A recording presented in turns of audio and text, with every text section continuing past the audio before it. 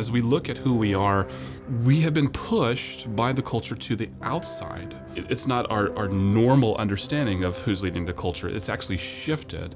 And I think in many ways it's shifted to the artist or the creative. It just means that a lot of people aren't listening anymore. And so in order to reach that culture, we need a group, a ministry like Humble Beast. You see, with Humble Beast, you have creatives committed to the gospel, speaking to a world that is only listening to creatives.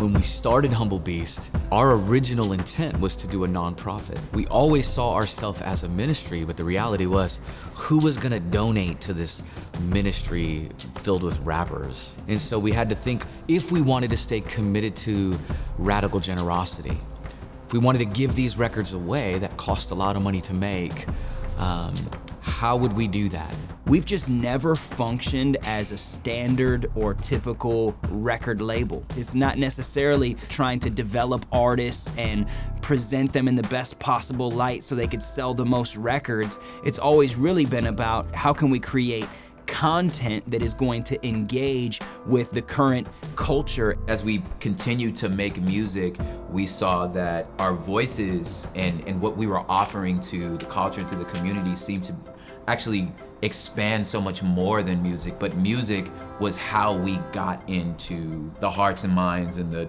hard drives of the people we were so burdened for, because those people were us. For so many years, it's been this hard and challenging thing, spending all of our time and our resources and our energy on these kind of side companies to build money to then give that money back to Humble Beast so that we could continue to create resources and give those resources away. And just a few people started counseling us. You know, you might want to think about how the people who've benefited from your ministry might be interested in actually helping you achieve your ministry goals. Now we're at a place where we feel the Lord is actually leading us in this way.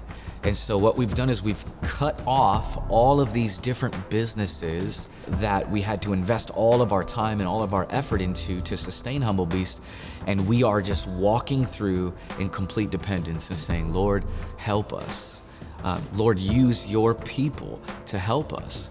As I think about people who are potential givers to Humble Beast, I think of people whose children and grandchildren have maybe been lost to the church, or they're on the fringes of the church. Humble Beast is doing that in remarkable and unique ways. With Humble Beast, they're telling you about the truths that the church is saying, just in a new way, in a way that reaches into a post-Christian world and reaches into a world that oftentimes the church is speaking past or is just not allowed into that conversation. We strongly believe that the Christian cannot survive independent of the local church. The local church is where the maturity happens. And so our aim is not to walk away from the local church. Our aim is to work in partnership with the local church.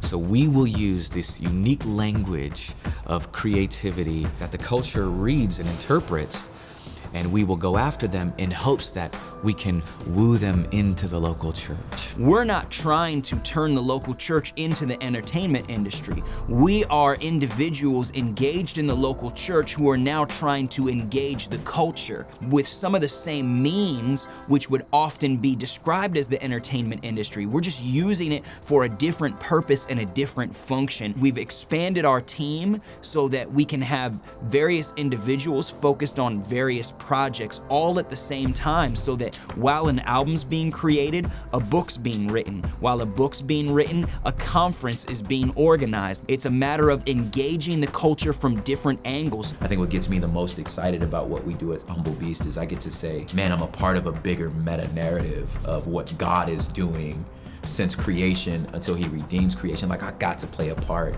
We're at a place right now where we're wanting to steward over the gifts that God has given to us in a greater capacity.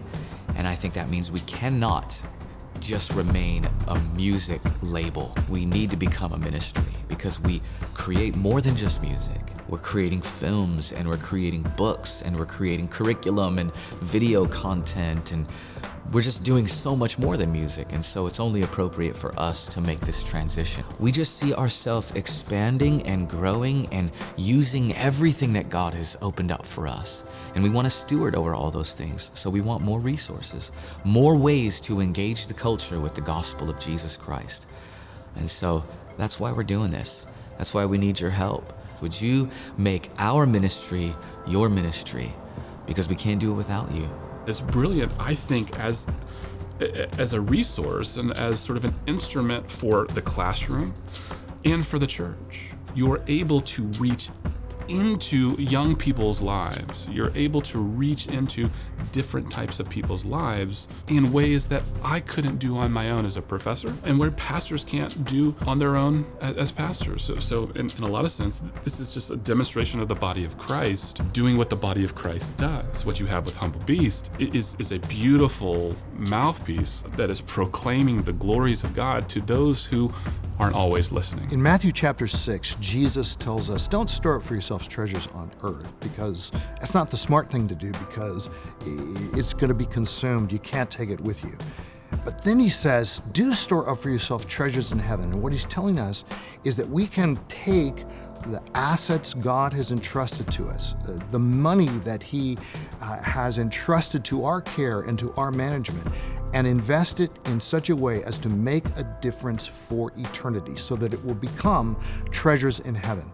I highly recommend to you the ministry of Humble Beast, a way to store up treasures in heaven while reaching people of a particular age, demographic, background that desperately need the gospel, desperately need to grow in faith in Jesus Christ. Invest in this ministry, and it will make a difference for eternity.